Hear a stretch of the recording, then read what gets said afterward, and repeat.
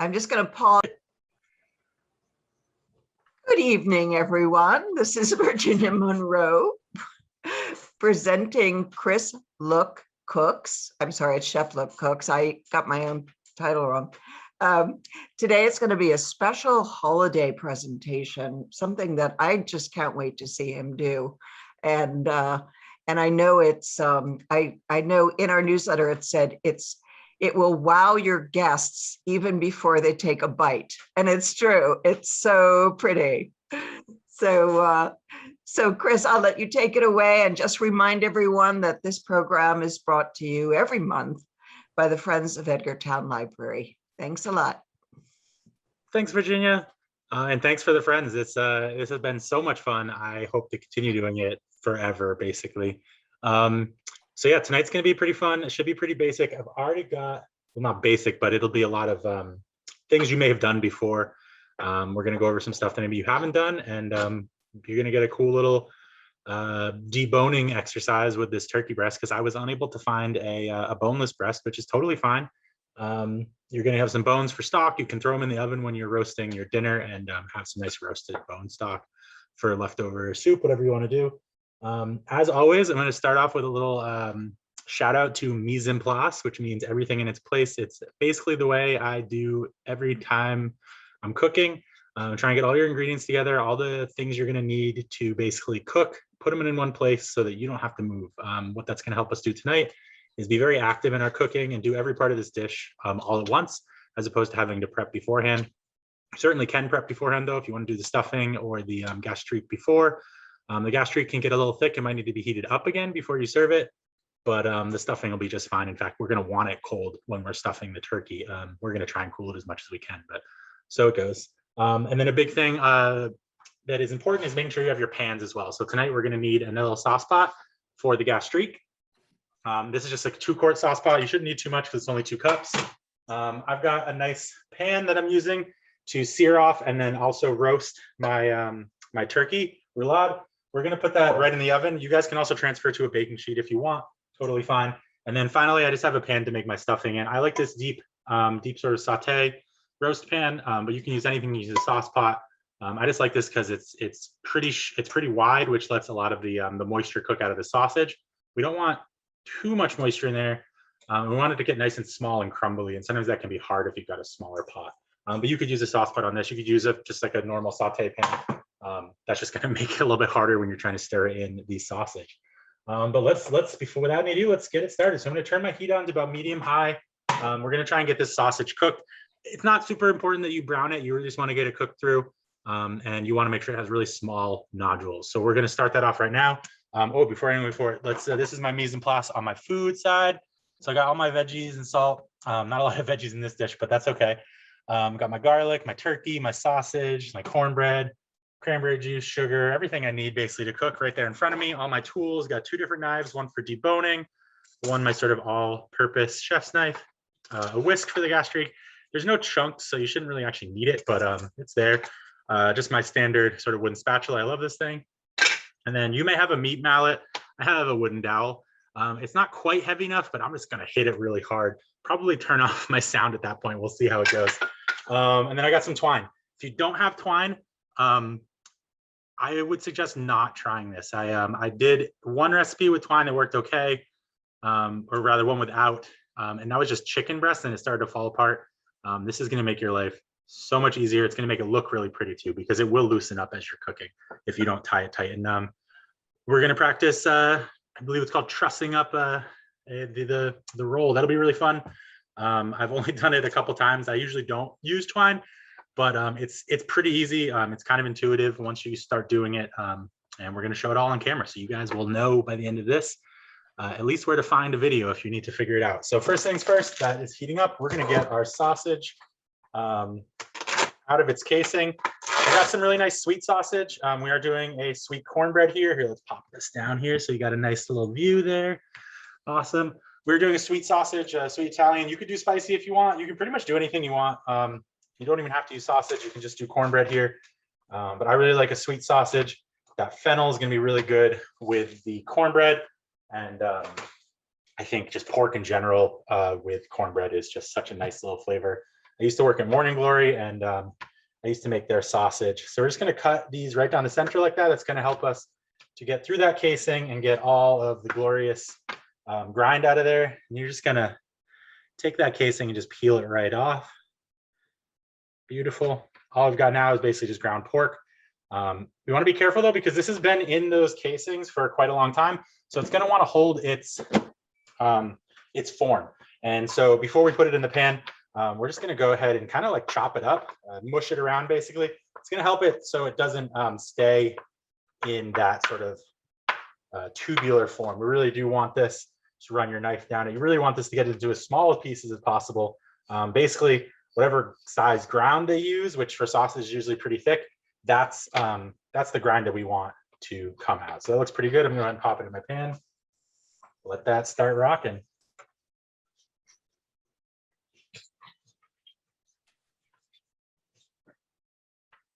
All right. So garlic, always good. The recipe says 2 cloves. You can use pretty much as you want. I'll probably use about half of this bulb. I always tend to put less on the recipe than I actually like to use, just because not everyone's crazy like me. But I absolutely love garlic. What I'm doing here is I'm just using my knife and some pressure to crack the clove. And what that does is it sort of makes it explode. Whoops, there we go.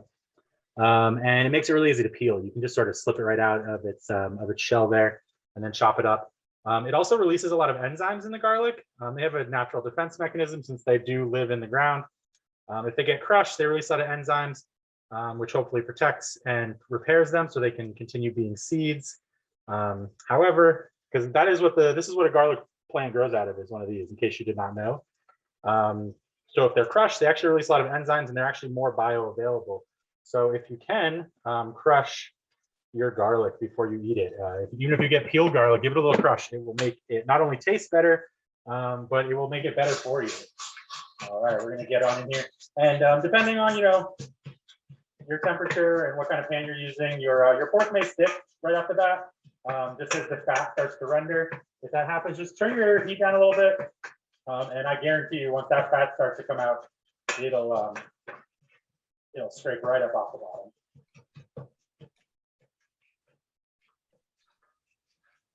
Just go through and chop it up some more in the pan. Like I said, we want really small pieces. This is going to go inside of our roulade. So if it's got big pieces, it's going to get in the way. We don't want that. We want little tiny sausage grinds. If you can find sausage that is not linked, that will help a lot with this. But I really like this company I got this from. I didn't want to go for like the big name brand sort of sauce, just ground sausage in a plastic tube. So I got this stuff.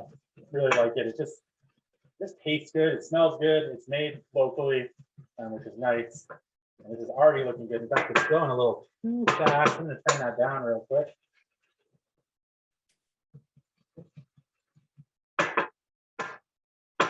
Perfect. Get our garlic over here. Keep crushing that. And the same goes for our garlic. As far as size is concerned, we do not want it to be too big. We don't want big chunks of garlic in there, sort of mucking up our roll. Have you ever made like what's it called? There's that dessert that's rolled up. You gotta make a really nice sort of sponge, and then you roll up like a cream filling. You want your cream filling to be smooth. You don't want some chunks in there of sugar or whatever it is. It just messes the whole process up. What's that called? A Swiss roll, I think is what it's called. I am a horrible baker, so I don't often make Swiss rolls, but oh gosh, I will eat one. Real good. I love the ones that like you put like a chocolate frosting on, and then you make it look sort of like a log. Some gummy worms on there. Bring me back to my childhood. All right, great. So we're gonna chop this garlic nice and small. My lower temperature is working much better. There we go. And yeah, see, even I had some nice sticking, but I turned my temperature down. That fat started to render, and all of that protein that got stuck to the bottom is coming right off now. Whoops! Oh no, I lost them. Hey, kitty! And it's starting to look really good. So sometimes just temperature control is all you need. So these are already crushed, so we're just going to go ahead and just sort of line them up and run our knife over them. That should hopefully get us a pretty nice dice right off the bat. We'll definitely run our knife over it again just to make sure it's nice and small. Again, small pieces. It's one of the main reasons why I'm not putting onions or any other seasoning in here. Like a lot of times I'd want to put celery in my stuffing, but because we're rolling this up, we are not going to do that. If you want to, what you can do is you can make this small batch here, saute some celery, onions, peppers, whatever else you want for flavorings on the side. Double the recipe for the cornbread. Use a whole pound of sausage, etc. And then once your stuffing is made, you can use what you need to stuff the roulade, and then go ahead and add that, those rendered down onions and celery right in there. And then you'll have a nice sort of dressing that you can serve on the side. Main difference between dressing and stuffing is one goes in the bird and one doesn't. Basically the same thing. Dressing technically has like a certain number of ingredients, maybe. I'm sure that the French have come up with some specific difference between them. But for me, it's just a matter of which one goes in, which one goes out. So make sure you just break apart all those big chunks you can. And it is sausage, so there's going to be chunks you just can't break apart. And don't be afraid to just take those out. If you think they're going to mess with your texture or mess with your roll, just don't leave them in there. It's the roll is already hard enough. Keeping this thing together is already enough of a pain that you do not want a piece of sausage messing it up. The flavor is not worth it. All right, good. So that's looking good. So I'm actually going to have to crack my temp up again. Make sure we get this all fully cooked. Really go to town. And if you try this maybe and you find that your roll is just not working, maybe your hands aren't super dexterous or whatever, don't be afraid to like cook the sausage and put it in a food processor. And you really are using it just for the flavor. So if you chunk it up real small, nobody's going to care. Nobody's going to know. It's going to taste amazing. And you won't have to worry about any weird texture things. So this is looking pretty good. There's this one piece here. Come on. A lot of times this is just like fat or gristle that has gone through the sausage process, All right, so that's getting nice and good. I'm going to go ahead and put my garlic in there. Finish this cooking process. Awesome. That smells so good. We're going to get some thyme going as well. It says about a tablespoon, so I'm just going to go for like, I don't know. This is half an ounce. So maybe like 4 grams or so, like a third of one of these packages. Again, probably more than I put in the recipe. The recipe is meant to be sort of a baseline.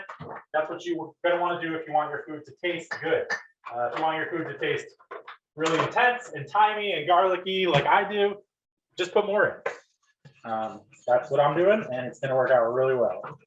All right, that sausage is smelling so good now with all that garlic in there. And then the thyme, you just want to sort of take the stem like this, and you want to, whoops, it's too soft. You want to go from the top down. You just want to sort of lightly just pull the leaves off. I'll do that a couple times. You guys can watch here. So you find the top of the stem, hold it nice and soft. Whoops, something will break off like that. This thyme is really soft. I might just chop it up. Let's just do that. So the stems of thyme are usually pretty soft. In this case, this thyme is like the softest I've ever dealt with. So I'm just going to chop the stems up. I like to do this with cilantro too. Cilantro stems actually have a lot of flavor in them.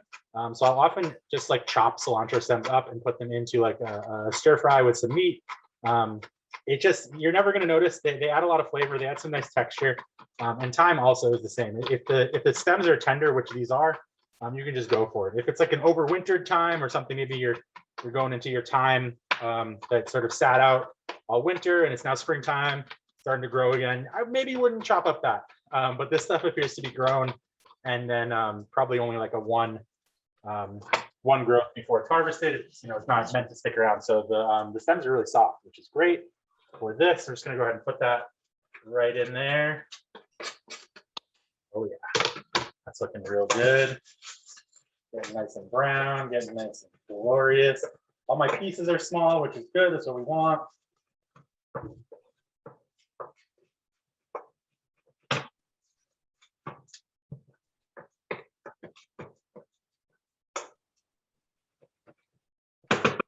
That's good. I think I'm going to put a little bit of bacon fat in here.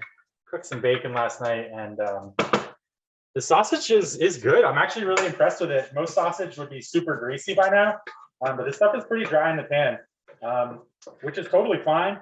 You certainly don't have to put that fat in there, but I just want a little bit more fat. just to give a little more flavor. It's nice though when the sausage is more dry like this. Makes me feel good about eating it. Less fat, better for your body. Okay, beautiful. So we've got thyme, garlic.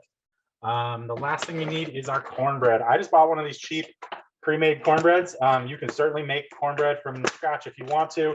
I've got a recipe for cornbread up on Trash Panda, Trash Panda EPL .wordpress.com. That's my sort of quarantine food blog. Feel free to check it out. I've got a whole bunch of cool recipes on there, but I do have a recipe for cornbread. So you can definitely steal that if you want to, make it at home first. But I just bought some because I just didn't feel like doing it. I do love cornbread though. It is probably one of my favorite types of bread. As far as, it's more of a cake really, to be honest. Cornbread's not so much of a bread, it's more of a cake. It's like zucchini bread, it's more of a cake as well. But nobody's gonna stop me from calling it a bread, so I'm gonna do it. The sausage is perfect, so really now all I need is just the cornbread. This cornbread, I believe, is a pound loaf, 2 pound loaf rather. 1 pound, 2 ounces. Okay, so it's a 1 pound loaf. So that means if I want 2 cups, a pint's a pound, right? So 2 cups would be the whole thing.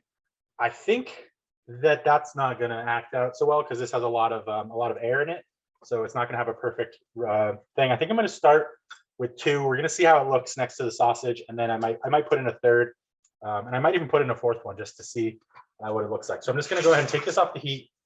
I'm going to crumble my cornbread in. I'm just going to smush it with my hands, turn it into nice small pieces. Normally with this, I would take my cornbread and I'd roast it in the oven, so it gets a lot of that moisture out. I think I'm going to end up using all of this. It is pretty thin, I guess. Normally what I do is I'd roast this in the oven, take a lot of the moisture out of the cornbread, and then I put it in here. So, and I'd only put just enough liquid to sort of put it all together. That way you get some really nice texture in your stuffing. But for this, we actually want it to be kind of pasty. We want it to be easily spreadable. We want it to be smooth so that it doesn't muck up our rolling process. We really just want it to be flavor packed.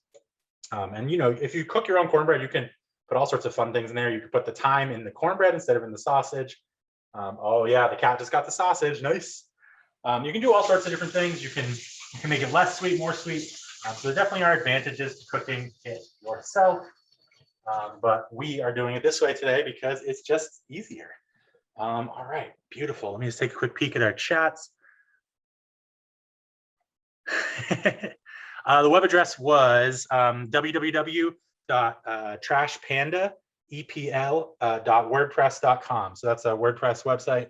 Really nice. I did it all during pandemic. There's tons of great recipes on there. I don't think I'm going to get back into it, but it is a really great sort of resource. It's never going anywhere. WordPress is going to host that forever, and you can have a little fun. So we're going to pop this back on the heat, turn it up a little, just start sort of stirring in that cornbread. I think 3 was the winner. So, basically a little less than a pound of cornbread. That's looking really good. I'm going to show you here in a second what the sort of ratio looks like of sausage to cornbread. I think this is going to be the winner. Again, if I was eating this or serving this as dressing, I would have onions and celery in here as well. But we are not doing that. I just want to show you a little you can sort of see all the sausage chunks, but the main color in there is the cornbread. That's what you're looking for. We haven't added any stock yet, so we're going to add stock to this until it becomes almost a dough. We really, again, we want to be able to spread this. We want it to be easy. We do not want that to be our sort of hardest part of tonight. Rolling up a roulade is already hard enough. We don't want the stuffing to be fighting against us. So all those chunks of cornbread, we're going to sort of pop down with some chicken stock. So we're just going to go ahead and toss some of that in there right now. I believe I said about a half a cup. So let's actually measure that out. We're going to put just half of it in there right now. This cornbread is already pretty moist, so it might not need it. No, it definitely does. So we're going to go for the whole half a cup. We might end up adding more because we did add a little bit more cornbread than original, but just sort of take a look at it. It should, oh yeah, we probably don't need the heat anymore. So we don't need the heat anymore. At this point, it's plenty hot. The carryover heat will help. And we actually are going to try and cool this down before we put it into our bird. Oh yeah, all right, I think that's perfect. Half a cup seemed to be just right. And you can tell that it's just right because it's made sort of a dough. You sort of see how it's just sort of like sticking together. When I like pat it against the side like that, I get like a little piece right there. And when you scrape it off on the side, it makes this sort of like flat bar here. That is sort of a good indicator that it's nice and tacky. Tacky is the word we're looking for. You want it to be tacky so that when you spread it out in the turkey, it sticks and it doesn't go anywhere. I'm going to put just a touch more in there, just a little bit, not too much. You don't want to make it too moist because then it'll be sort of like a paste. It'll squeeze all out, and that's just not going to be very good. And if you do end up sort of over moisturizing this, you can always put it back on the heat. Just be careful you don't burn it or anything like that, but that will start to cook off some of the moisture. Don't be afraid of over mixing it. There's no, I mean, you can over mix it, but in this case, you really want it to be sticky and tacky. So by mixing it, you're going to increase that, that tackiness. Beautiful. That looks perfect. So we're going to try and cool that down as fast as possible. Best way to do that is to increase surface area. The best way to do that is with a sheet pan. So I didn't have my sheet pan out. Probably should have told you guys this earlier. I thought this would be easier to just cool in the pan, but one of the problems with picking my best pan that has nice heat retention is that it's going to retain the heat. So I do not want to retain the heat on this. I want to get rid of the heat. So we're just going to spread this out in a sheet pan. This will give you a good idea of whether it's good at spreading, which this appears to be pretty good at. And we're just going to try and get that as cool as possible, mainly just because we don't want to cook our turkey when we're putting this on there. That's just going to sort of mess the whole thing up. You're going to start releasing juices and stuff. It's going to make the roll harder. Ideally, you'd have this probably as cold as the chicken or the turkey in this case. So, you know, room temperature, but we're actually just going to let it sort of hang out over here. I think it'll be just fine. All right, awesome. So next thing on the list is going to be getting our turkey ready to roulade. So this is a fun process. We're going to go through it together right now. Like I said, I was not able to find a boneless breast. So we are going to take apart this bone-in breast. So get it on out of your bag here.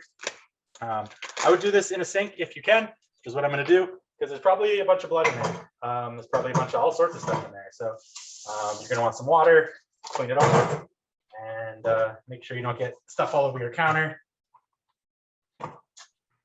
Beautiful. Oh yeah, that looks great. Oh my gosh, this is huge. Is this 2 breasts? Oh sweet, I didn't realize this was 2 breasts. Oh man, we are lucky. Okay, this is like a whole center rack, like a chicken. I thought this was just 1 breast. This is great. So this is a really fun cut to get with chicken as well. If you just like you know, white meat, it's basically just 2 breasts with some ribs attached and back fat. The back is a really great spot for some nice tasty treats and makes a really good stock. That was just my oven preheating. All right, so first thing I'm gonna do over here, whoa, geez, water everywhere. Just make sure I don't have any weird pockets of water underneath the skin.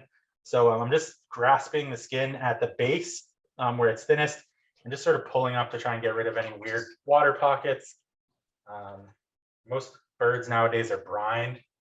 All right, cool, that seems to be pretty good. Coming back over here. Oh, my cat is so excited right now. All right, so what we're gonna do, we don't want any of the skin. It's gonna be really good. What you can do is you can sort of render it off if you want in a pan, or you can put it in the oven and roast it. It makes a really good sort of crouton almost. So we're just gonna rip our skin off. I think we might end up with 2 roulades. We'll see how this goes. I did not realize this was 2 breasts. I thought for sure it was just 1 big one.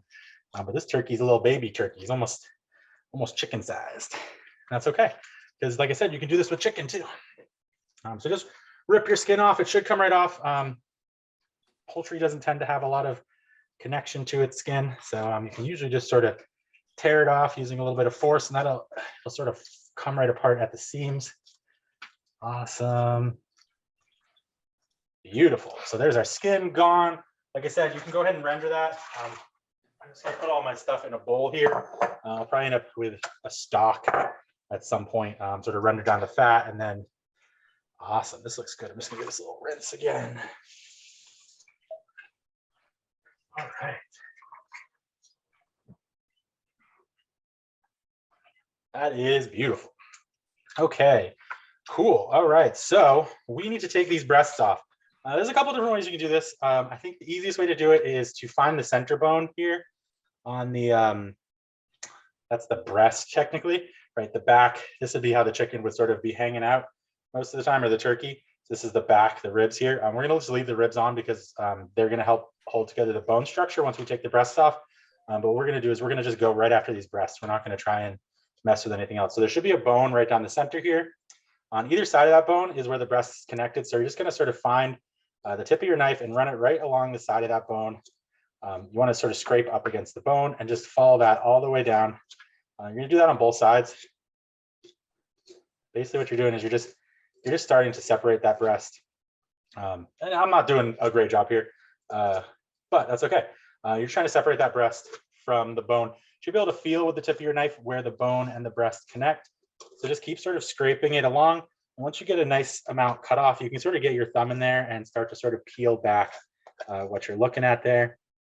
You just want to sort of peel it back, scrape along that bone, and make sure not to cut through the bone because it's pretty soft. Bird bones don't really have a lot to them. There's a bone right here, that's the wishbone. Make sure you don't cut through that. You want to cut along it. That's going to make sure you don't have any bones in your breast when you're done. There we go. You're going to find a little tendon here. That's the turkey tenderloin. This is a beautiful little snacker. You can make a little Sammy with that. I'm just going to go ahead and cut that out. It's not connected enough to the breast where you're going to be able to sort of pound it out together. So we're just going to take it off. Go right through here. We are almost through. What you're eventually going to do is you're going to get to where the skin would be. You're just going to have to kind of poke through there and then continue cutting the rest of your breast off. Get as much of that meat as you can. Gosh, I haven't butchered in so long. I mean, I've been cutting up lots of venison, but I haven't butchered poultry in a while. It's always fun. The meat is just so soft. It's crazy. All right, so there's our first one. There's a little bit of tough stuff up here. What is that? We'll take that off after we're done. We're just going to cut that off now. We'll do a little trimming later. All right, so that's the first one gone. We're going to go after the second one right now. This is beautiful. This is a really nice turkey. It's kind of dry. I probably should have taken this out of its bag before the program tonight.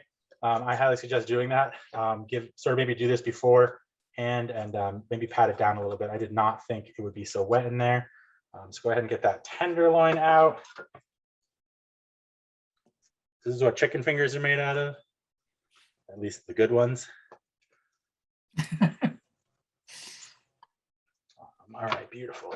Just getting chicken blood everywhere. I'm gonna let the cat up on the counter after this. She's gonna just go to town. I don't even have to clean up. All right, beautiful. Again, get as much of the meat as you can. It doesn't have to be perfect. It's gonna be nice if it is perfect, but it doesn't have to be. We're gonna pound this thing so thin, it's not gonna matter soon. I don't know what is going on with this turkey. I guess I haven't cut up a turkey in a while. There's some sort of thing up here by the tips that I'm not used to. So there's the carcass. There's some nice meat on this back. You could definitely roast it whole like this, and then put it in a pot of water with some vegetables, make a nice stock, pick the meat off, and you got turkey soup.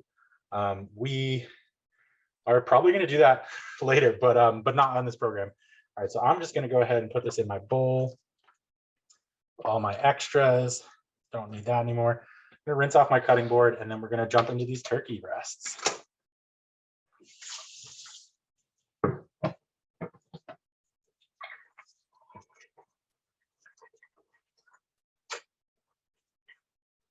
All right, nice.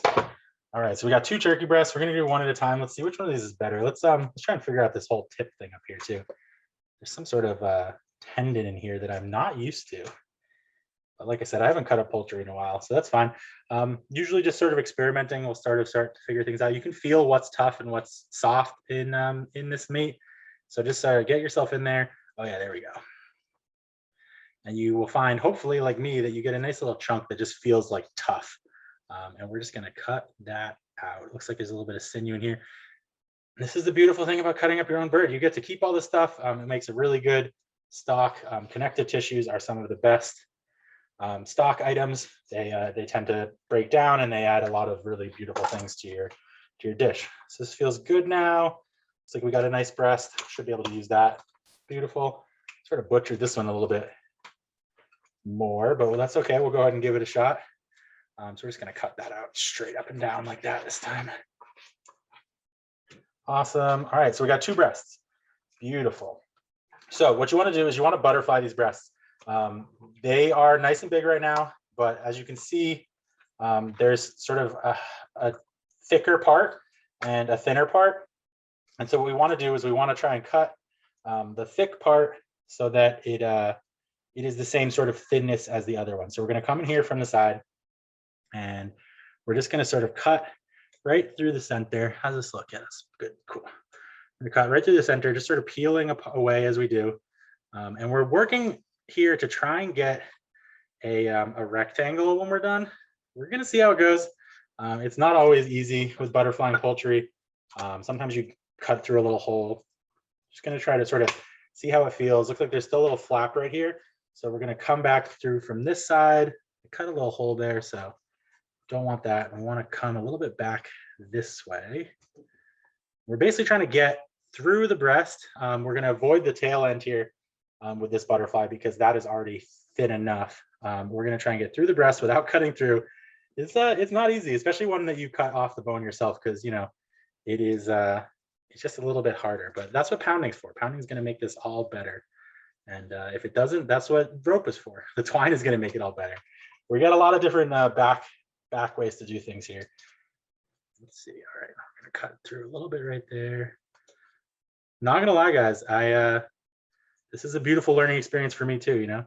I've done this a couple times before, but every time it's different. Every turkey's different.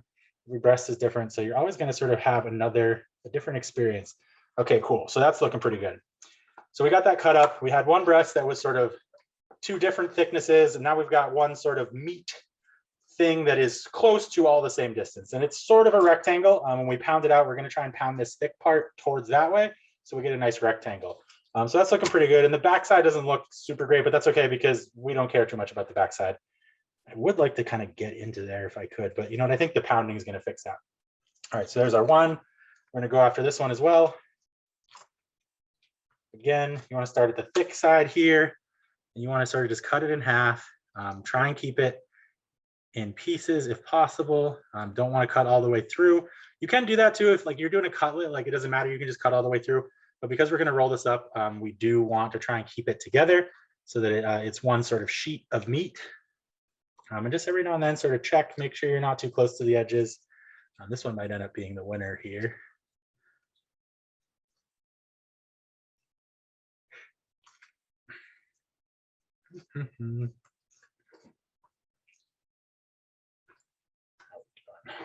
Pretty close. Where are you? There we go.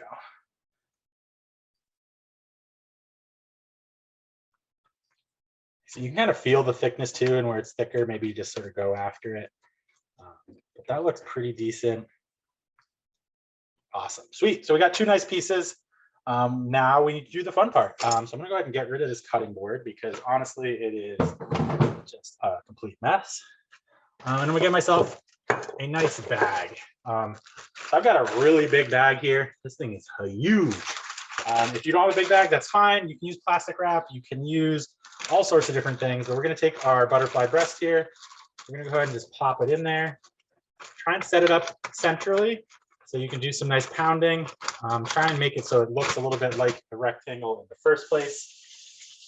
And if we're lucky here, we're gonna end up with a nice little sheet of meat when we're done. Just gonna get my cutting board prepared. We're gonna do the rolling on the cutting board, but I'm not gonna do the pounding on the cutting board.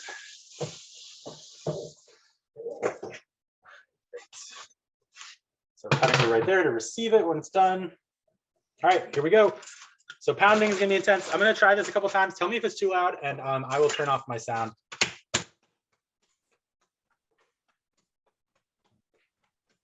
How's that sound? I didn't even hear it. All right, good. So while you're pounding here, what you want to do is you want to pound down, but you also want to pound to different sides, right? So as you can see right here, I've got a bit of a hole right here. So what I'm going to do is I'm going to turn my bag and I'm going to pound towards that hole. What that's going to do is as it tenderizes the meat, it's also going to push that meat in that direction and help sort of fill our hole and make a nice flat sheet that our stuffing won't come out of. And don't expect this to be perfect. As you saw, I just sort of cut that turkey breast up myself. You know, a nice sort of professional butcher is going to do a much better job. It's going to give you a nice piece. You can even get them probably at the butcher to do this for you, to butterfly your breasts and pound it out, and they'll just give you a nice sort of like cutlet. You can always just ask for chicken cutlets. We're trying to get this about a 1/4 inch thick, and we're trying to get it to be at least somewhat rectangular. We're doing pretty good right now, honestly. It's better than I thought.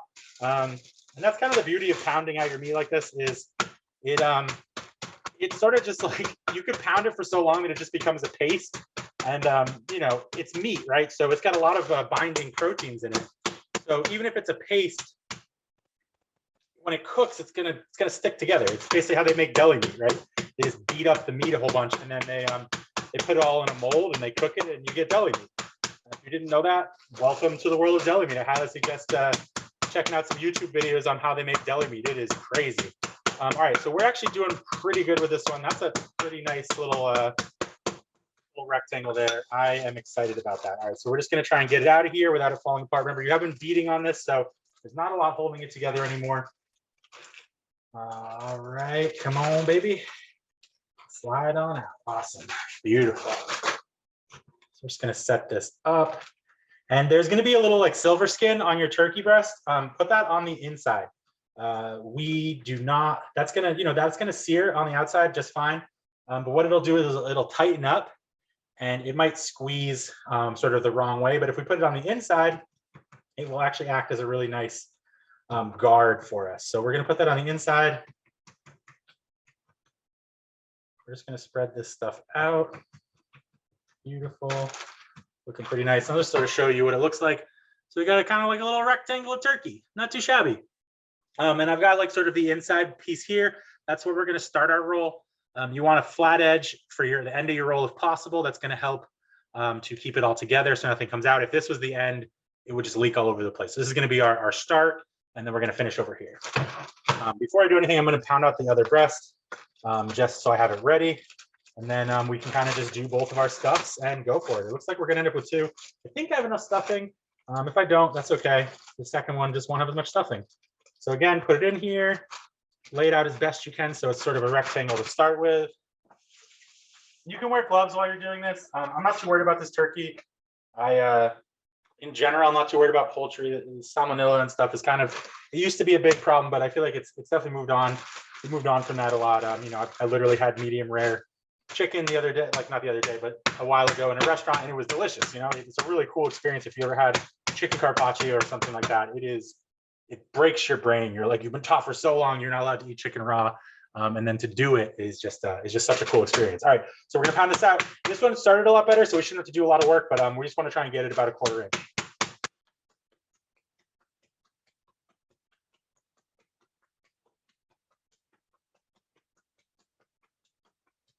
And remember, when you pound down, don't pound straight down, pound to the side and down. That's gonna help to push the meat as you pound it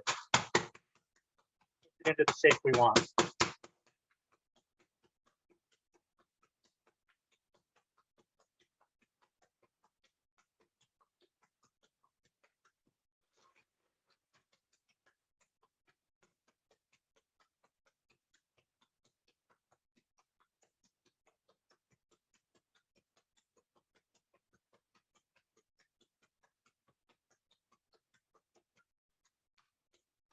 Pretty good. It's a little thick.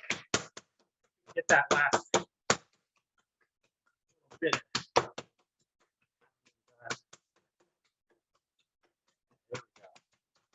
Looks good. So we're just gonna leave that in the bag.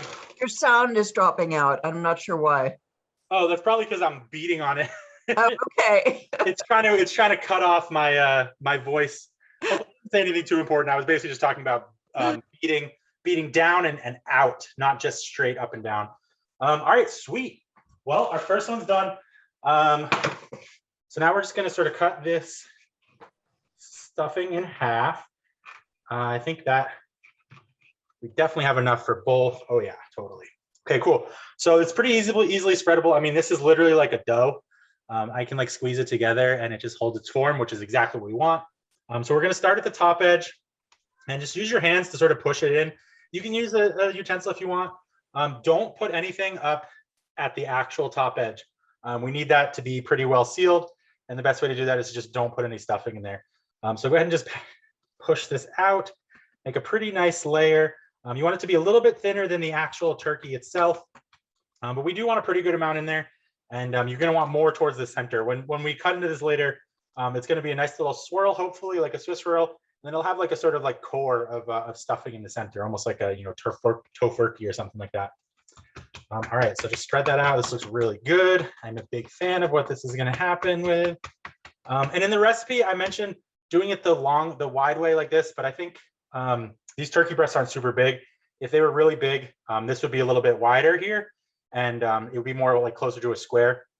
But because it's like this, it's actually skinnier. So we are going to do it the long way, just to make sure that everything's good. So it should be all spread out. Go ahead and just take a sort of look down low here, see how thick it is. Should be thinner than your turkey. That's pretty much the only thing you want to look at. And then basically you just start rolling. So this first part, very important. You're just going to fold it over, almost like you're just folding it in half. You're not actually rolling. And then what you're going to do is you're going to get turkey. And you're going to sort of pull it back towards yourself. And that's going to start that first roll. And then you're going to sort of fold again. And you're going to pull back towards yourself. And you're going to fold up again. And you might get some holes. That's okay. Hopefully it'll sort of fix itself. You're going to pull back towards yourself. You're going to fold up again, and you're going to pull back towards yourself. I've already got a nice hole in this. Oh, well. It's okay. We're going to hopefully seal that up. It won't be a problem. If you can, sort of pull some of the meat over it, but whatever. That's just what it is. So nice sort of tight pull. We were lucky we'd have just enough turkey, and that hole would get covered, but we're not that lucky. So that's okay, though. And we're going to put this all together. Beautiful. That's our first roulade. Not too shabby. Pretty good. Should stay together pretty nice. Let's do our second one. Again, be gentle with this. Right. Chris, how many servings do you think will be in each roulade? Yeah, sure. So I was anticipating one big breast, but I would say realistically, you could probably serve, 8 people with a big one. This is definitely going to serve 8 people. I'd say probably 4 per roulade. But for me, I mean, I'll eat a half of a roulade, no problem. And again, I would suggest, like, we're not cooking anything sort of extra for this show, but I would definitely suggest either making some extra stuffing, maybe make some mashed potatoes, or some sort of side to go with this. I just didn't want to keep you guys all night. So definitely I would add sort of another side, add a little bit of extra food to this experience, and you'll feed a lot more people. But the protein itself, I think each roulade probably give you about 4 people, depending on how hungry they are. And it's a really nice sort of pack away lunch too. You can take one of the nice little slices and just pop it in there with a little bit of the gastrique and heat it right up, and it's just super tasty. The stuffing is supposed to keep the meat moist, so reheating it and stuff should not be problematic as far as that flavor and such. All right, get this together, and then a little bit of extra stuffing, but again, not as much as I thought. Last time I did this, I think it's just because I'm doing 2 instead of one big one. With one big one, you end up using a little less stuffing all together, but perfect. That looks nice. Take a quick look. Yeah, that's about right. Awesome. And then again, you're just going to start your first fold here. It's kind of the most important one. You want to sort of almost just fold it over in half almost. And then you're going to sort of take that turkey and just sort of pull it back towards you a little bit. Fold up, pull back. Make sure you get all those little bits. Get in there. Fold up, pull back.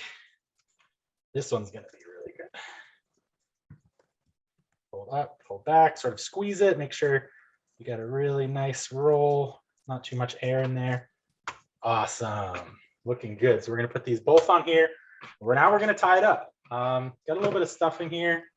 What I'll probably do is I'll make a little patty out of that and just pan fry it later. I've been touching it with raw turkey, and while I don't care that much, I do care just enough. All right, let's wash my hands real quick before we get to this this trussing. So this is a really useful technique for anytime you're doing rolled meats like this, or if you're doing a ballotine, which is it's like a whole chicken sort of stuff like this, or if you're just want to tie the legs back on a turkey, that can really help as well. So you're going to want to get the pieces sort of pointing away from you. I'm just going to turn my heat on low just so I can get this pan going. We're gonna get a nice sear in that eventually. You want the points facing away from you. You want to get your twine here. You want to take out a good amount of twine and just sort of pile it up near your ball, just so it's available to you, because you're going to be pulling from that this whole time. And the first thing you're going to do is make sure we got a good, let's get a real close on this. I don't want you guys to miss this. This is importante. All right, cool. So what you're going to do is you're going to sort of pull it underneath the meat towards the end, and you're just going to tie a normal knot, right? Nothing too crazy, overhand knot. I don't know how to tie very many knots besides overhand knots, and apparently I don't know how to tie an overhand knot right now either. Come on, Chris, you can do it. I think I just need more. There we go. Don't be bashful. Use as much as you want. It's just twine. There we go. That's so much easier when you got some extra slack. My hands are absolutely betraying me right now, though. Over and under and through, right? Sometimes you just got to yell it at yourself. What did I make, a slip knot? Oh my God. What am I doing? All right, here we go. Let's try this one more time. There we go. Whew. And so really important to note, the first knot that you do is going to determine basically the tightness of the rest of them, because we're going to pull all of our knots through this one basically. So don't tie it too tight. You just want to basically keep this together. The meat's going to swell a little bit when it cooks, so it's totally okay if it's a little bit loose. And then go ahead and just double knot this one so it stays in place. Perfect. Just cut that little piece off there. Don't need that. Actually, I got scissors. I got scissors just for this. Sweet. All right, so the next thing you're going to do is you're going to take this nice long piece here you have, and you're going to go ahead and pass it underneath again.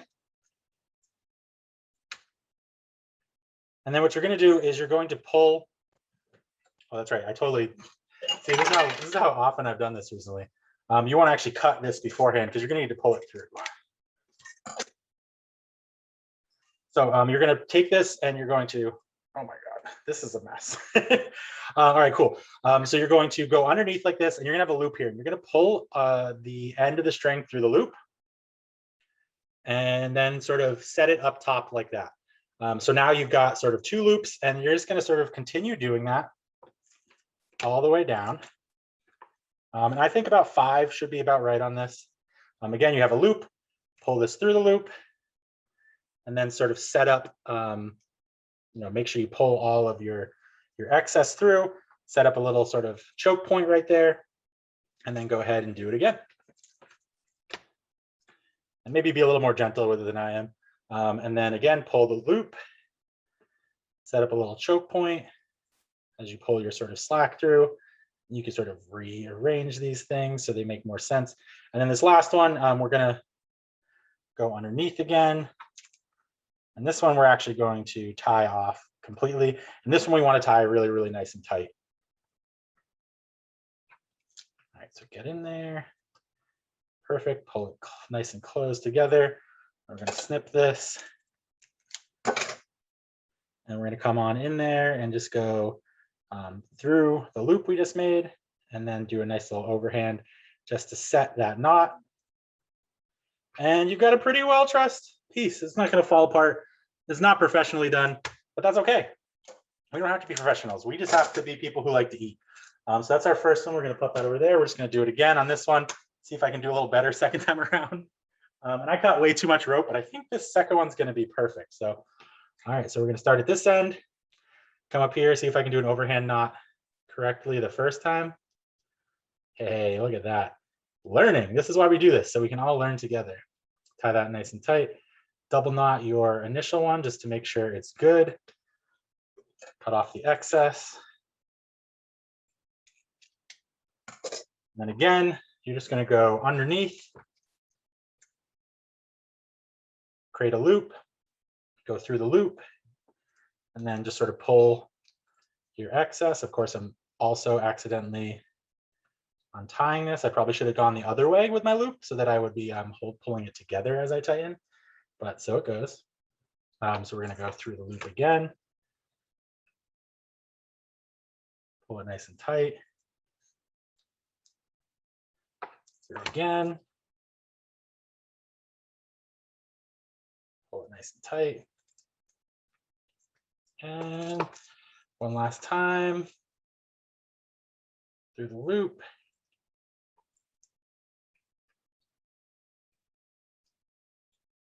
Come on. There we go. And then we're just going to finish this off with a nice overhand knot to secure. Pull that nice and tight. What did I do? There we go. It doesn't have to be perfect. This is really just going to help it from unrolling. Keep that bottom seam, which is pretty ugly, together. So actually, maybe I think I slipped out already. There we go. All right, no problems. Not perfect, but who said it had to be? All right, so our pan is preheated. We're gonna go ahead and crank that up. We're just trying to get a sear on this. I'm gonna use a little duck fat. You can use olive oil. You can use pretty much anything you want. Get that nice and hot. We're gonna get a nice sear on this, and then we're gonna put it in the oven. We're gonna make our gastrique. Go ahead and get that ready. The gastrique is gonna be pretty fast and furious. We're gonna just hard boil it, basically as hard as we can, and then we're going to just wait until it reduces. You can do a softer boil. We will, in fact, in the beginning, be paying a lot more attention to it as we sort of caramelize the sugar. But once you put all your liquids in there, it really is just about sort of reducing it and helping those flavors sort of meld together and making a nice thick sauce. All right, it's beautiful. Duck fat's sounding pretty hot. Clean this up over here, get you guys a little bit closer, take a little peek, see if we got any questions. Let's see. You put cranberries in like the picture. No cranberries in the stuffing, but we are gonna make a cranberry gastrique here, which is gonna be super duper tasty. You could definitely put cranberries in there, but I feel like I'd use dried cranberries probably so they don't slip around too much.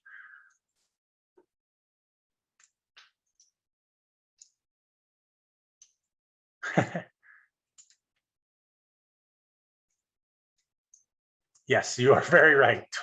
Tying it properly is key. I tied it pretty good. I don't think I would pass in a cooking class. 100% probably wouldn't pass, but that's okay.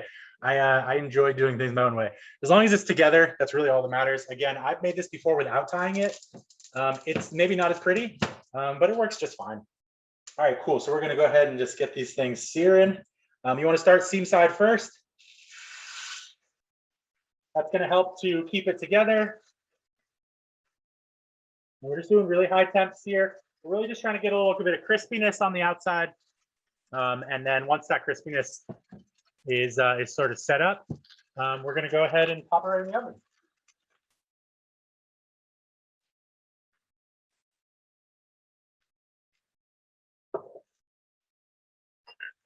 Just gonna clean up in the meantime. Always a good idea when you have the time. Just clean up your kitchen. Put away stuff you're not using anymore. Things you might use later.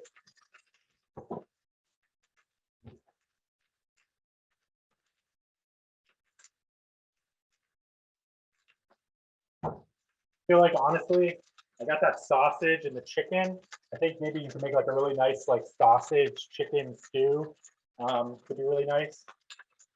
Render down that chicken skin, and then sort of make a stock with the. In fact, what I might do is I might just pop in this chicken carcass with the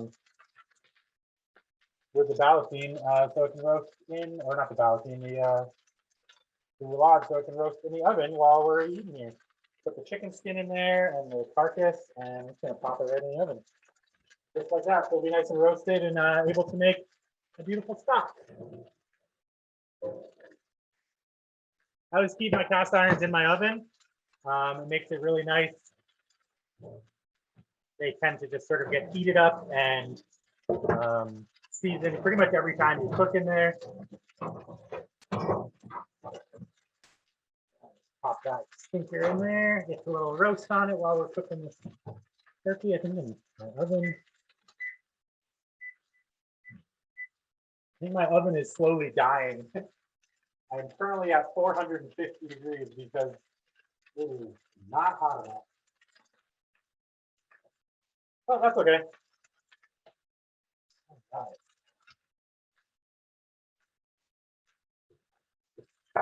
So the temperature is probably too hot on this. I have a feeling I need to turn these right now.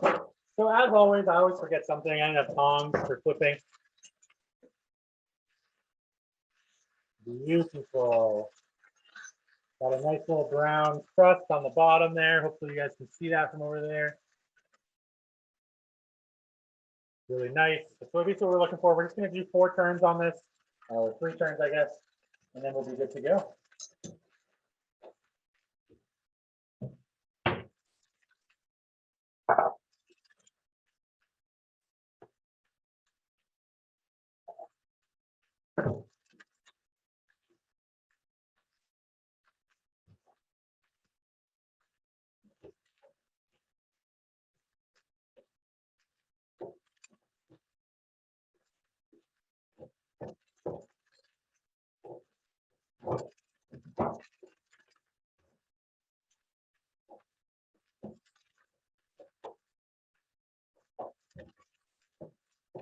I'm go there, put stuff away. Clean while you can. Oh yeah, baby.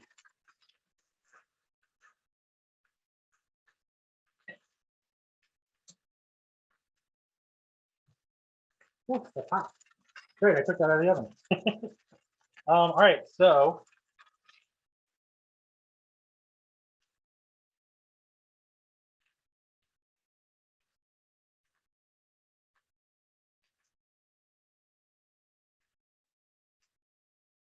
yeah, you're gonna cut the twine off for sure. Yeah, the meat is sort of swelling a little bit too, and the twine's getting sort of tighter and tighter on it as that happens. So that's really nice too. Holding it all together, it looks good. Nobody's falling apart yet. All right, turn number 2.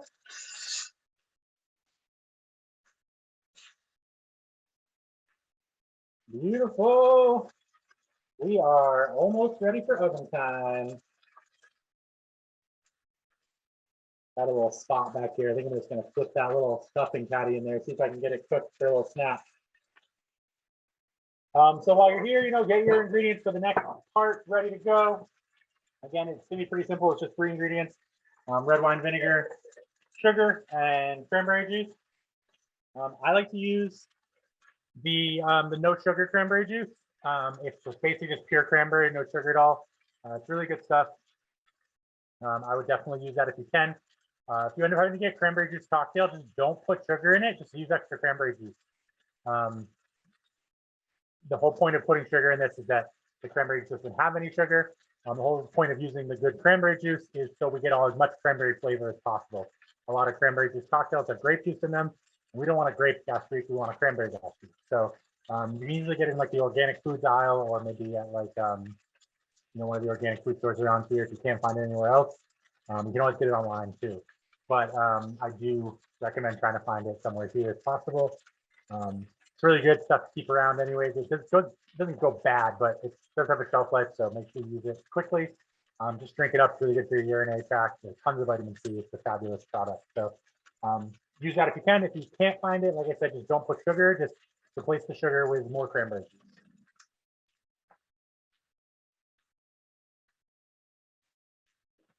All right, one more go, and we're going to pop this thing in the oven. Got a really nice brown exterior right now. What I like to see. And again, we're really just doing this to sort of get some extra flavor on there and to help bring the temperature up before we put it in the oven. Once this gets in the oven, it's going to cook pretty quickly. We're really looking for an internal temperature of 165, 170. You can cook it to less. Depending on who you talk to, people will tell you should cook it to less. But anytime you are using stuffing in a poultry experience, you want to get to 165 at least. That's just food safety protocol. Anytime you're mixing 2 different types of food or grinding or anything like that, 165 is usually your go-to. Poultry is already a 165 food. So with stuffing like this, especially if you don't want to get sick, which you shouldn't anyways, this is pretty fresh. But if you want to avoid it completely, go to 165. So get yourself a nice thermometer. We're going to use mine today. And we're going to make sure we get a nice internal temperature. We do not want to mess around with that. Sweet. That's smelling really good, looking really good. That's what I like to see. It's going to go in the oven pretty soon here.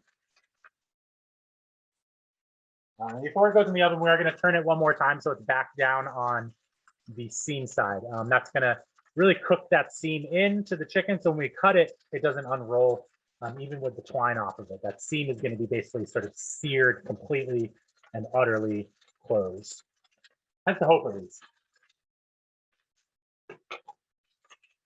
All right. Get this a little bit longer. I might sear it a little bit more on the seam too once I turn it here. Beautiful.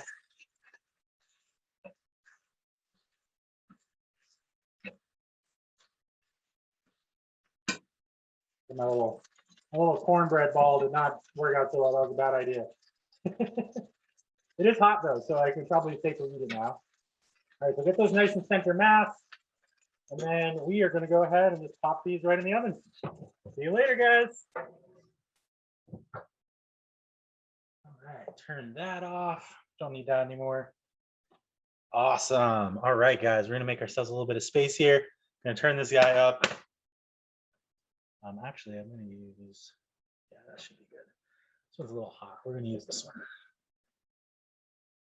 All right, so let's see how we looking here. Got a nice little version. Yep, beautiful. That's going to go there. All right, so recipe is pretty simple. It's sugar, it's vinegar, and it's cranberry juice. And that's it. So first things first, we're going to put our sugar in our pan. This is going to be pretty similar to making like a caramel. If you've ever done that before, sugar is a liquid in baking. It counts as a liquid because that's because it melts pretty easily. Don't be too worried about the exactities of this. You just kind of want to get some sugar in there. Obviously, around a cup is important, but it is not essential. So what we're going to do is we're going to melt the sugar down. You often want to put a little bit of liquid in there, though. So we're going to put our sugar and our vinegar together. That's how we're going to start here. So it's half cup red wine, 1 cup of sugar. What we're going to do is we're going to cook this down for a little bit before we put the cranberry juice in. What that's going to do is that's going to caramelize the sugar. It's going to add a little bit of depth and flavor. Instead of just tasting cranberry, we're also going to have a little dark sort of caramelized sugar flavor in there as well, almost like a caramel. That's going to be really nice. It's a classic move in any gastrique is to caramelize your sugar first. Unless you're going for something really, really, really simple, or not simple, really like delicate. But cranberry is definitely not a delicate flavor. It is intense and acidic and sour. So we don't have to worry about that. The sort of caramelized sugar flavor is actually going to work really well with it. Let's see how this little stuffing ball turned out. Oh yeah, that's good. It's crispy. The cornbread is so good, and it's sweet. That's going to taste really good while it's in our turkey. The sausage is coming through really well. I'm gonna set my timer for, I don't know, let's go 12 minutes. I just want to see what it looks like after that. I probably won't take it out. I probably won't even temp it, but I'm just not sure. I turned up the oven a little bit and now it's I can still hear it in there. So it's making me feel like it's gonna cook really fast. So I'm gonna set a timer. And that way I can always turn it down or take it out. The sausage brand I use was a local brand. It's the Sausage Guys. I think they're out of Boston or somewhere around Boston and Mass. You can get it at Stop and Shop. I don't do Dorset or anything like that. I just I'll use pretty much anything. If I had the opportunity, I'd probably use a more local sausage. But just the way that this program is set up, that is, I usually end up getting my stuff at Stop and Shop. So that's the brand I used. But yeah, you can use pretty much anything you want, including like just normal ground meat or no meat or mushrooms or like pretty much anything. Like, you know, you could use some venison; it'd be really tasty in there. I bet. Oh yeah, sweet. We got boil. All right, this is good. We're boiling our sugar. That's gonna help. What's happening right now is we're cooking off the water from the vinegar, and most of this liquid in here, again, it's a cup of sugar and half a cup of vinegar. So the only reason it's dissolved right now is because it's so hot. The sugar is actually dissolved. So while we are boiling the water off, what we're also doing is we're cooking those sugars, those liquefied sugars, and they're starting to caramelize, just like onions would, or just like any other sugar would do. If you were making caramel, you're basically making a caramel at this point. And we want to stir it a lot because we don't want a super hard boil on the sugar.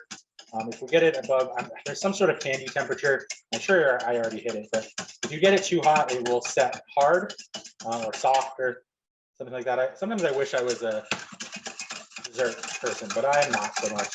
I will certainly eat desserts. So we're whisking it right now to actually cool it down a little bit. But we still want it to get hot enough to caramelize. Not so hot that it boils.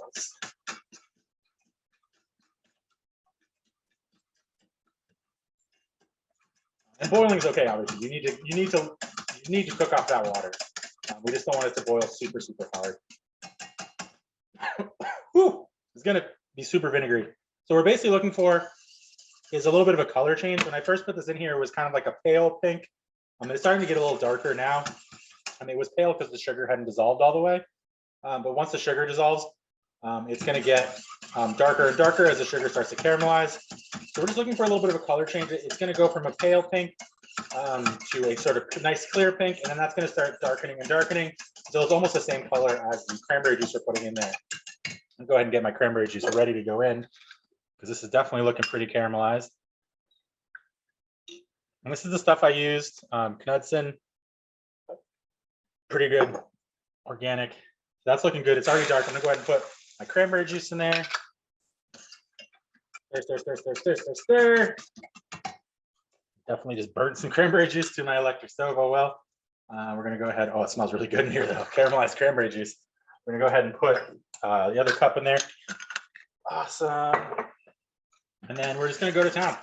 We don't need to stir this as hard because there's a lot less sugar to liquid now, so it's totally okay to let it boil a little harder. We're not going to run the risk of sort of burning our sugar. We really do want this to cook down about a quarter or so. What's going to happen is there's still sugar in that cranberry juice. That's going to mix with the sugar. The sugars are going to mix with some of the pectin in the cranberries. And it's going to get thickened as that sugar starts to sort of take back over. As the water goes out, some of the pectin, some of the sugar is going to form bonds and create a thick sauce. It's going to be almost like a liquid jelly. Like if you ever had jelly that didn't set right, that's kind of the same thing we're going for, except we want that really intense vinegar flavor in there as well, which you wouldn't normally have in a jam. If you ever had hot pepper jelly, it's a really similar sort of flavor. Hot pepper jelly is kind of a gastrique jelly. It's basically very similar. Hot pepper jelly is a really great example. One of my favorite things to do for a gastrique is not fruit flavored at all. It's basically the same recipe, but instead of the vinegar, I put in hot sauce, usually like Frank's or any kind of vinegar-based hot sauce that you like. And in that situation, I'd have probably sorry, not just for the vinegar. Instead of the cranberry juice, I put it in Frank's. So I probably do like half a cup of Frank's, half a cup of either white vinegar or apple cider vinegar, and then a cup of sugar. And I do it more straight equal parts. In this one, it's a cup and a half of liquid to a cup of sugar because we're going to reduce it plenty, and also because the cranberries have pectin in them. This is a juice, so it doesn't have tons of pectin, but there's still plenty in there. So the pectin will help us to thicken as well. But usually you want to do a 1-to-1 ratio, sugar to liquid.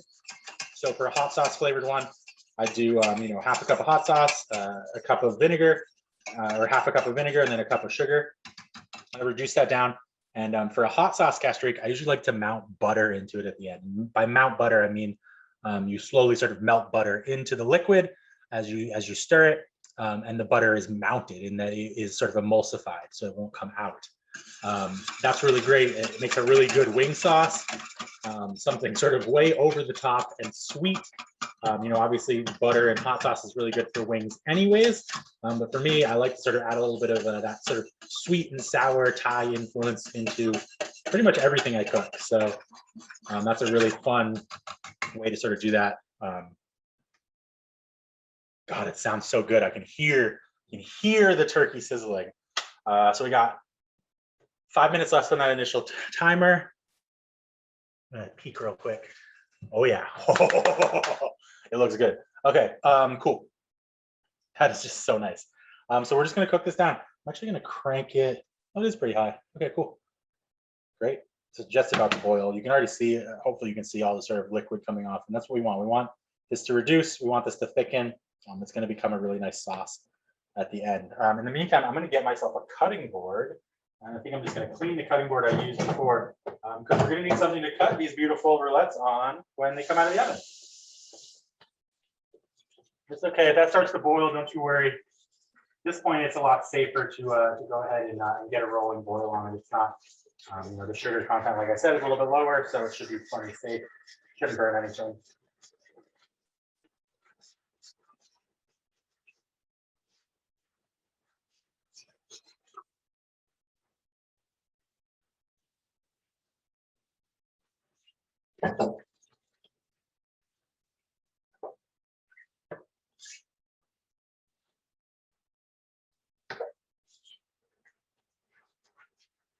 Doing dishes. Doing dishes. The most important part of cooking, right? You can cook all day, be 5-star chef, but if you don't know how to do the dishes, you're no chef.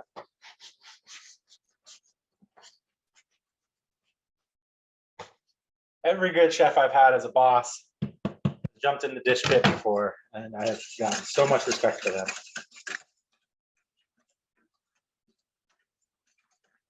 This is doing good. This is boiling up real nice. It's dark, nice dark red color, just what we want. Awesome. We really just are looking forward to thicken now.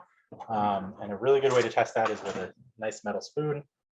You can sort of just like pour it. Right now it's very much liquid, more like a tea or something like that, but that will change. I guarantee you when we pour that, we're gonna have a nice like solid stream. It's gonna come right out. It's gonna be beautiful.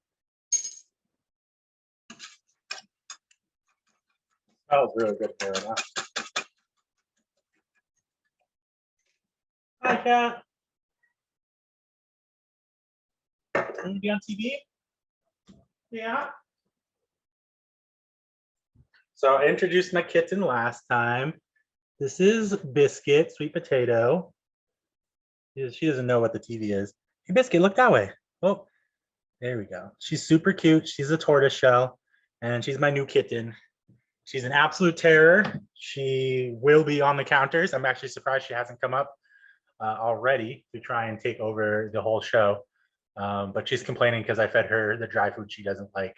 But that's okay. She's been eating way too much. And so I gave her the little kibble. She likes these big ones more for whatever reason. But she's a cutie. I hope I hope you all like cats. Oh, you're eating some stuffing off the floor. Nice. Yeah, we called her sweet potato biscuit, SP, SPB, pretty much anything that is a name conglomeration between sweet potato and biscuit. You can call her sweetie. You can call it little biscuits.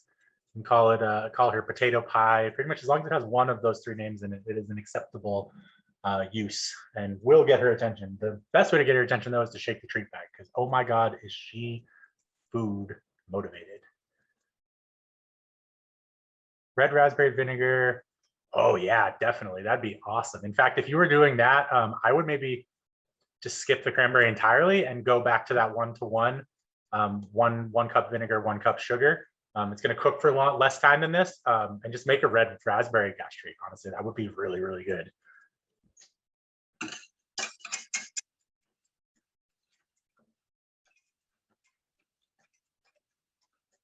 We're just stirring this to sort of lower the temperature a little bit and to help all the moisture come out. As you can see, when I stir it, we get a lot more steam coming off. Helps to get all that hot moisture that's sort of stuck towards the bottom to get out of there. And it also lowers the temp a bit so it doesn't get too high. Because boil is whatever, 212, but boiling water can be way, way over 212. You can get the superheated water and excuse me, we don't want that. All right, I'm just gonna slide that cutting board under here. Get my thermometer ready. I just have like a little baking thermometer. It's got a little nice little thing. The big thing you're looking for when you're looking at thermometers is you want a tip that looks like that. You want a nice thick piece that goes to a thin piece and then a point. That is where all the temperature happens. If you don't have a thermometer like that, it's not going to give you accurate readings. Even if you do have one, it might not give you accurate readings, but that is essential right there. That sort of graduated tip that's going to get you really good readings. So if you have a thermometer, make sure it has that. Otherwise, it's probably a medical thermometer or something else, or like one of those big meat thermometers. And meat thermometers are great, but a quick read like this is, for me, the best way to go. It's getting even darker, which is great.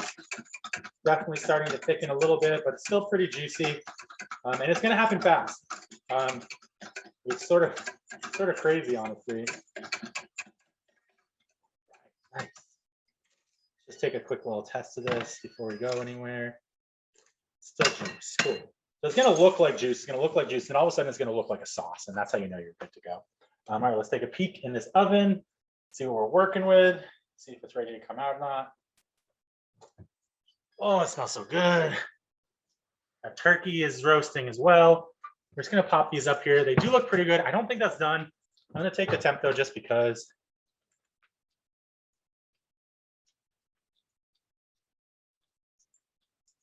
It's pretty good. We're at like 110. And we got to remember when we put it in there, it was probably, almost fridge temperature. So, so that's good. We're making good progress. Let's see. We'll go 10 more minutes. That's probably, we did 12, right? Let's go 7 and we'll check it again. Okay, what's going on here? Oh, there we go. 7 minutes, we'll check it again. And of course, my oven is crazy. So I'm gonna go ahead and turn it off, turn it back on. I lost 50 degrees just opening the oven right there. One of these days I'll get a new oven. Maybe I can get the friends to pay for that too. I'm kidding, of course. What'll likely happen is I'll be able to cook in the library at some point, and that'll be really fun. We'll get to all be together. You guys will actually get to eat what I'm cooking, which will be a really crazy experience for everyone. So that'll be fun too. We'll see. The future holds many things. Oh yeah, this is starting to get thick. For a long time, it's kind of just been juicy, but this is the first time that it's starting to almost think about sort of coating my spoon. That's a good thing. That's what we want. So that means we're getting close on the gastrique. Our turkey is definitely going to be there pretty soon. A little overtime. Took a little longer than I thought. I think that double turkey breast definitely took a little more time than I was assuming. But hey, what are you going to do?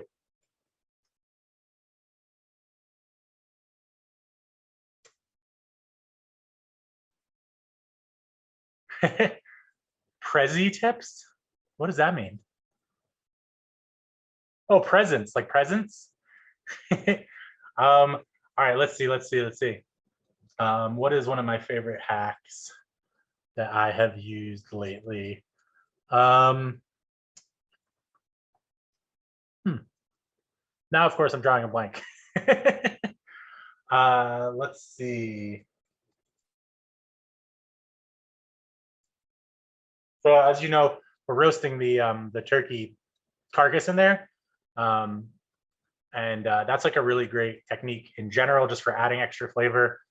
That beautiful sort of browned crispiness that you get from like chicken skin and stuff is a really great sort of thing. Usually when you're roasting chicken, that skin is there, it renders right into the breast and you save it. So we're roasting the chicken skin in the oven right now with the whole carcass. The carcass is going to get nice and brown, and the chicken is going to render down, the skin rather. And we want to make sure we save all of the liquid that's in that pan, and it's going to go right in the pot that we're going to use to make a chicken stock, right? So we're going to put all that juice and stuff that rendered out right into the pot with the chicken carcass and some water, and that's going to make our stock. Don't waste any of it. If you don't want fat, if you're using a dish that doesn't want extra fat, you can skim it off. This is getting pretty good. We're going to go a little longer. You can skim it off when you're done. You can put it in the fridge. It'll float up on the top, and you can just take it right off.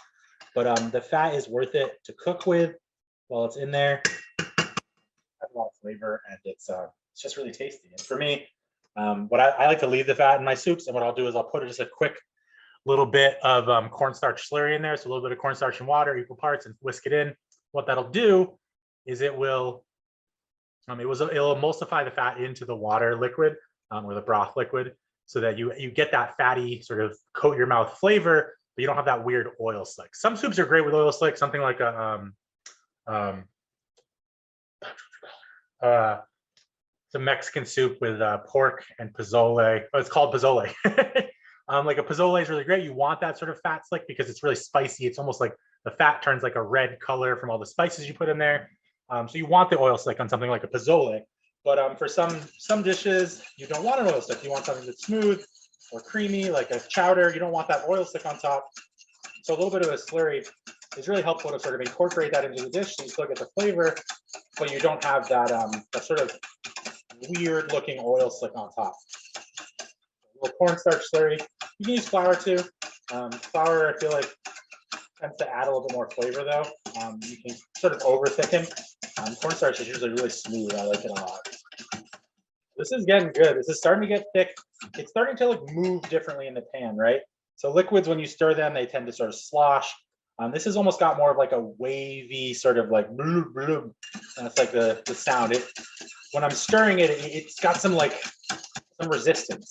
It's not going as fast as I am. It's sort of sticking a bit to the sides. So I know it's starting to get thick. It's starting to be that gastrique that we love. This is hot, so be careful. I'm going to taste it later, but I'm going to put it down onto the cutting board and let it cool a little bit, because you're basically making sort of a candy at this point. It's very hot, dealing with hot sugar that's liquefied, so it's going to hold its temperature for quite a long time as well.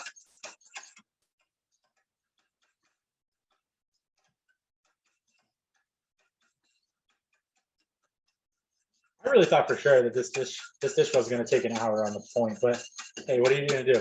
It's almost 6:30. Hour and a half is not too bad.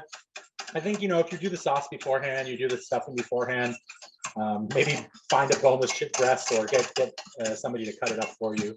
You're going to cut this time down quite a lot, but we definitely spent some time talking. We spent some time doing close, super close. I don't know if you can see it, but the stream is easier to stay together, which means that it's forming those bonds. The pectin and sugar bonds are starting to form, and the liquid is starting to stick to itself. It's no longer a bunch of separate particles. They're a bunch of particles that have been sort of bonded together.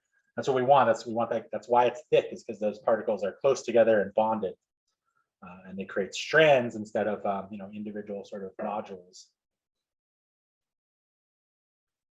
All right, our timer's at 1 minute, which is good. What that looks like again, I think I'm just going to leave it in there. I got a feeling 7 minutes. Not going to do it, but oven just got back up to 10. Let's see, let's do some quick math. We're at 110, we want 165. 7 minutes should raise it about 20, 25 degrees. I'm just gonna add another couple minutes. Let's go for 5 minutes right now. Cool. I think that's gonna be it. I think that's gonna do it.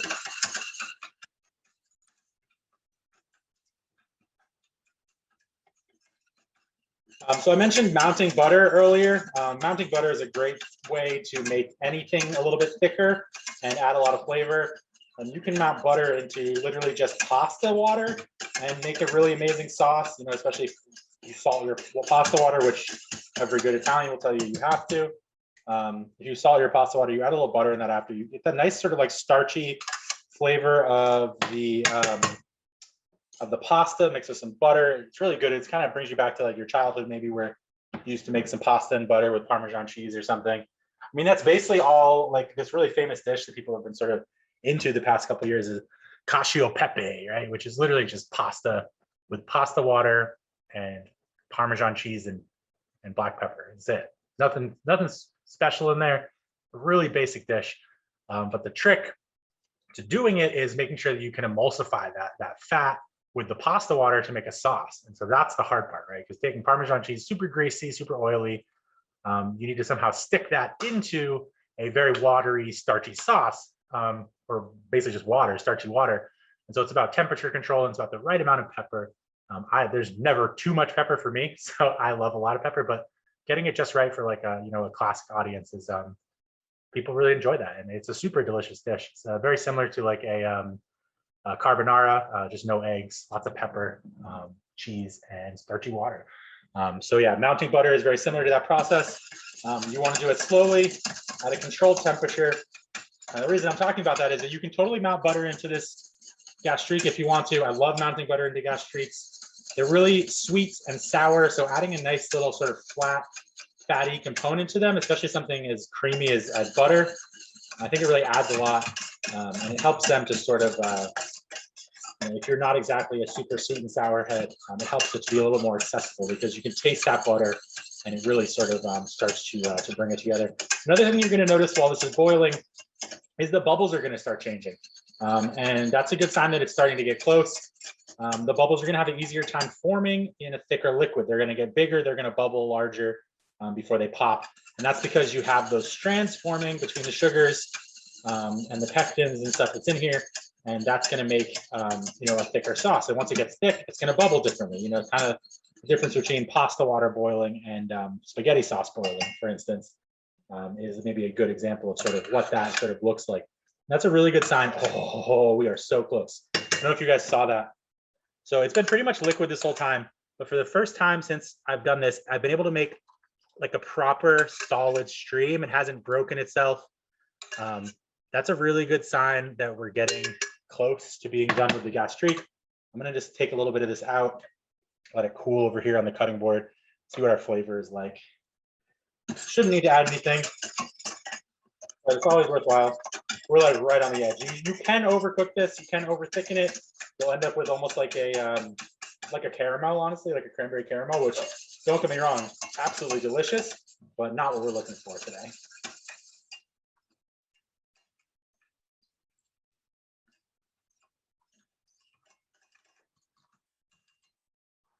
So the big way I could tell that was almost done is just those bubbles. The bubbles are just going to get bigger. All right, this is probably pretty cool. And it's starting to look nice and thick on our spoon too, right? I don't know if you guys can see that or not, but. Oh my God, that's so good. Oh, that's so good. That is tasty.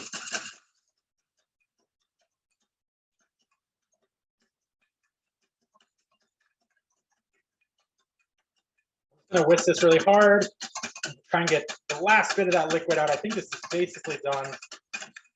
Nice and thick, nice and dark, reduced about half.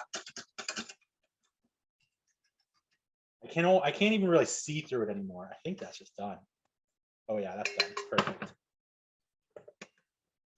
So again, it's really thick and dark. You can't see through it anymore. And then it does this, which is really important. Right? I don't know. You can probably hear it, but it creates a solid stream. It just looks and feels different. The way it moves is thicker. It just is a different thing than it used to be. And you can thicken this a little bit more, but I really like it like this. I think that's going to be what's up. It's going to thicken a little bit as it cools as well. I might just leave it on the stove here just to sort of hit a couple more bits of heat. Awesome, our timer's off. Let's pop this out. Oh yeah, looking really good. That is looking perfect. See what our breast looks like. Yeah, our roasting is looking good. The chicken's nice and rendered. We're just gonna pop that back in there, keep going. Let's take a temp, fingers crossed. I want to keep you guys around forever.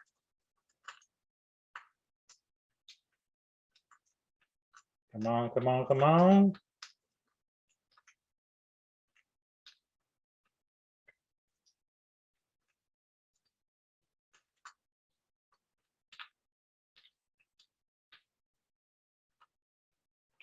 All right, it's got to go in for a little bit longer. Sorry, dudes.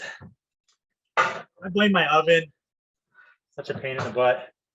I wonder what the actual temp is there. I'm not even going to look.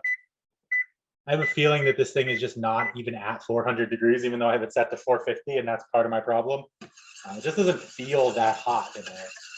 When I open the oven, like I'm not getting hit. The oven's almost 20 years old, so it was top of the line when I first had it. Let's see if we got any more questions. Awesome. Oh, that's cool though. I do want to show everybody what this looks like inside. So you will have some more patience with me. We're gonna wait.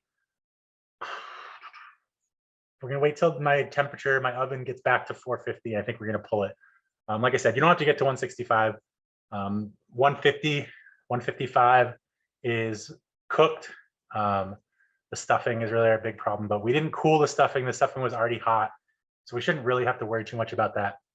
And one of them was at 152 already. The other one was 148. So I don't think it needs much more time. I just want to make sure that it looks good for you. Oh yeah, totally. So classically, like a blackberry or raspberry, like was mentioned before, is a really good gastrique user. You can use pretty much anything. Generally, if you can find juices, that is a really good way to go for it. But you can use whole fruit too. If you use whole fruit, you generally want to strain off the liquid when you're done. And the whole fruit kind of you can eat by yourself. It's almost like a candied fruit. But for me, I really like juices. Excuse me. Mango can be really, really tasty. I mean, you can't go wrong. Like I said, I use hot sauce for gastrique. Berries tend to be like sort of the classic experience. Cherries can be really, really good. Like a black cherry gastrique is a pretty regular one I think I've seen around. And they're really cool. They're similar to a shrub in that you can use them in drinks too. Once they're made, they're really sweet and sour, so you can put them in like a cocktail too. And they tend to sort of hold up pretty well to that. I mean, they basically are shrubs. Realistically, shrubs can have other stuff. I mean, you can put herbs in there too. Basically, the idea of the gastrique is it's supposed to be sort of a little bit clear, and it should be liquid at room temperature, right? So if you cook it too much, it'll be solid. If you don't cook it enough, it'll be liquid, but it'll be like really liquidy.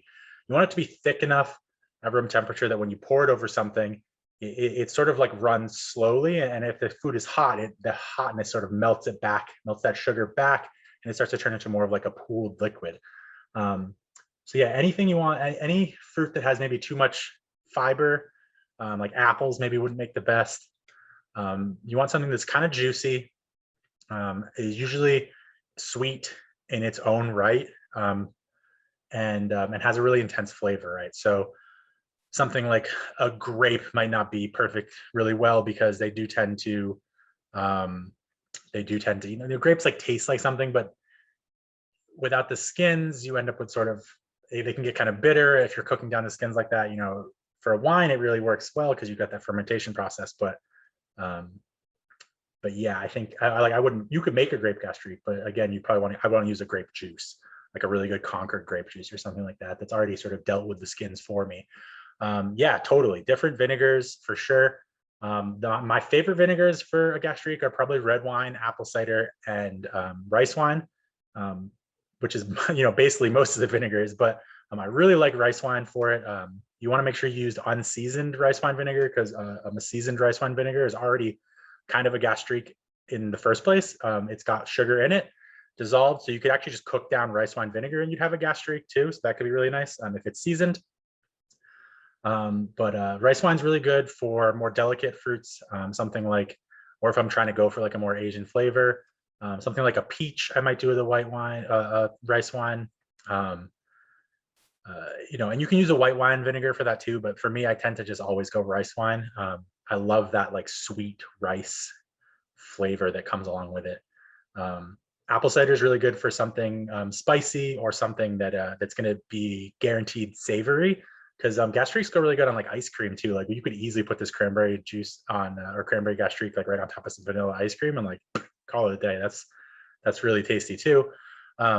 They go on pretty much everything. But if I'm doing something that I know is going to be savory, know is going to be served hot, I really like an apple cider vinegar because it's got a really intense flavor. I mean, you can use white vinegar too, especially if whatever you're adding is really important to you flavor wise. If you really want to accentuate the flavor of the fruit or whatever additive you're using, I would use white vinegar, just straight distilled white vinegar.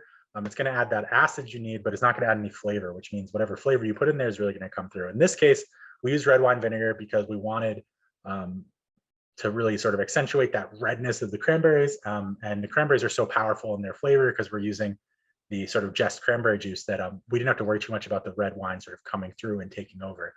But yeah, you can use pretty much anything. It's similar to like pairing a wine with food.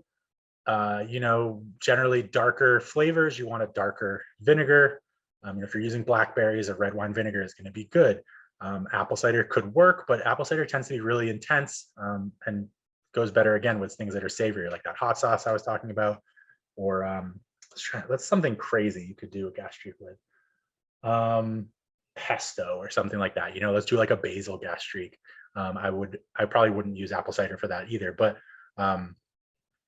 that's like a more like intense flavor. They could probably hang next to an apple cider, and with that, like I'd probably want to mount, if I could, mount some sort of fat in there again, or even just cook it down with the fat.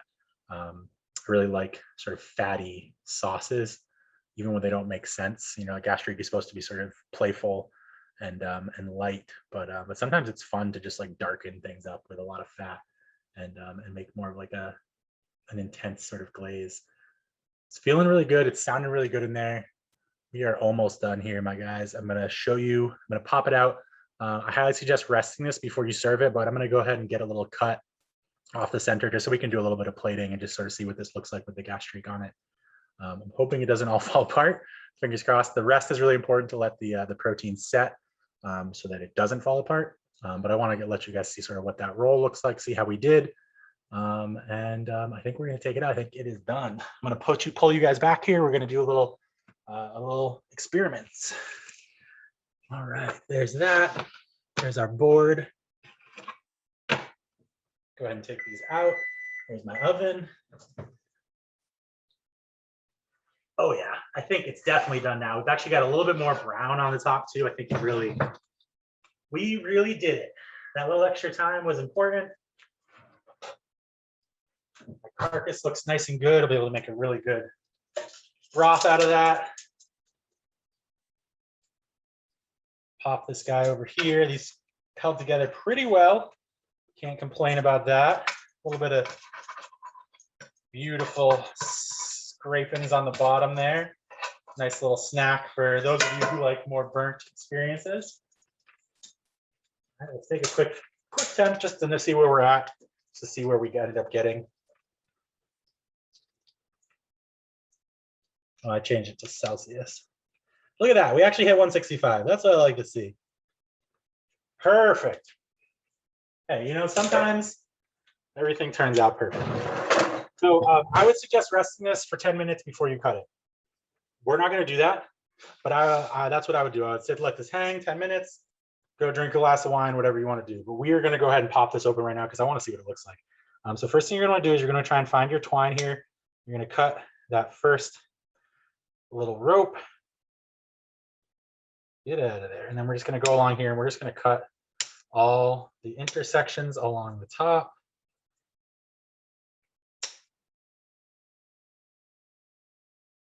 Now those are all cut. Should be able to just sort of pull the twine off. Come on. There we go.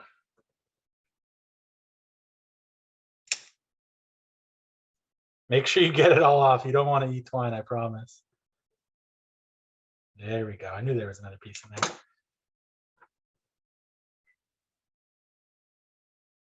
I probably tied this a little too tight, which is why it is now currently a part of this turkey. Ooh, hot. But that's okay. Like I said, this isn't something I do often. And, you know, practice makes perfect. So I could definitely do this more often and I'd end up with a better product every time. All right, I'm just going to leave this one trussed up. This is the one that has the big hole in the middle, so we're not going to worry too much about that. So resting is going to help this set a lot better, but we're going to just go ahead and do it right now. Got a pretty nice little plate here. Just something small, you know. We're just going to go straight for the center. Let's see how this feels good. It feels solid, which is nice. That's what we want. We're going to go right for the center here. Oh, it's so hot. Ow, ow, ow. We're just going to try the best we can. Cut all the way through without messing anything up. There's a moment of truth, guys. Oh, Look at that nice spiral. Yeah, we did it. That's what you're looking for. This was British baking show right now. They'd be like, oh, it's a beautiful swirl. I get bonus points for that. You know, if you have problems, sometimes you'll get a big like chunk in the middle. But this is a pretty nice swirl. I'm actually really happy with this. Not too shabby. Ow, ow, ow. So hot though. All right, so we're just gonna cut off a little slice of the swirl. And again, you can do this into multiple slices if you want, but I haven't rested this yet, so I'm just gonna do one big slice.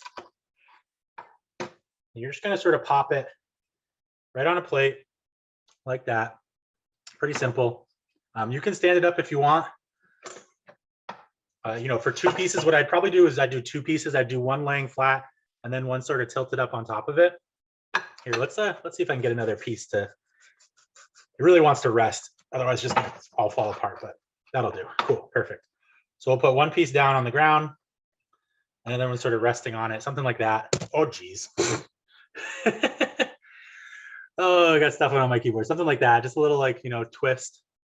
And then we're just gonna take our gastrique here. We're just gonna basically just, oh, it's so good. We're gonna take a little ladle. Or it's not liking it today.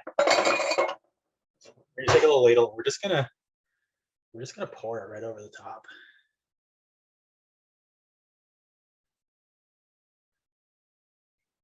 And I hope you could see that it's kind of thick. It's not super thick. You don't want it to be super thick, but it's kind of thick. It's sticking to the meat. It's not just running straight off and down into the plate. It's thick, right? It's got a little jiggle to it. And that's it, guys. That's our turkey roulade, cranberry gastrique, nice cornbread stuffing. The really cool part about this is you can eat this with just a fork. You don't need a knife. Everything comes apart pretty easily. Thanks for sticking around towards the end, guys. I know that took a little longer than normal, but I hope it was worth it. Those of you who are cooking along, I hope yours turns out just as good as mine. Very excited about that swirl, if you couldn't tell. That's probably the best one I've done yet. So thanks for coming to guys, and I really hope to see you next month. We're gonna have a little bit of fun with the holidays. We're gonna move a little away from maybe holiday specific food into something fun. I'm most excited though for next year. So happy holidays to you guys all, and stick around, keep coming. I'm hoping we're gonna keep doing these just into the future. So As long as you feel like it, Chef. What's that? I said, as long as you feel like it. Oh yeah, I very much feel like it. I've still got plenty of recipes to go, and we're just gonna keep having fun, keep making good food, and keep testing our limits. You know, this was something I had done before professionally, but never really done in a situation, you know, at home. So it was nice to sort of do it with my own tools and push my own limits. So this is totally possible for us to do for the holidays. Oh yeah, 100%. I would make with a little planning. It's so great. Yeah, exactly. And you can like roll and tie them beforehand. And like I said, just put them straight in the oven. If they cook from cold, they're going to be a lot more solid too. So it's actually not a bad idea to just do the whole thing like the night before and cook it the day of. And they cook a lot faster than a normal turkey too. So have fun with it, you know, enjoy cooking. Don't be afraid to experiment, because I certainly just did and it came out just fine. Thanks, everybody. Thanks so much for coming. We'll see you next month. Bye, everybody. Thanks for coming.